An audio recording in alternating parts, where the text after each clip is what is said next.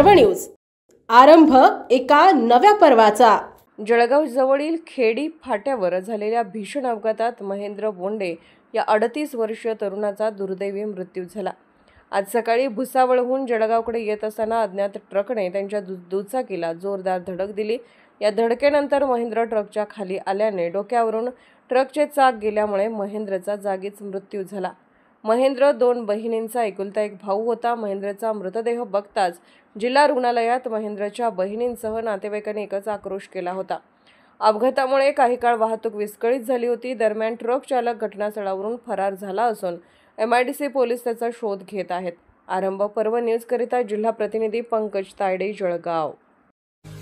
पुणे शहरातील आणि जिल्ह्यातील महत्त्वाच्या आणि ताज्या बातम्या पाहण्यासाठी आजच आमच्या आरंभ पर्व न्यूज चॅनलला YouTube वर सबस्क्राइब करा आणि बेल आयकॉन प्रेस करा।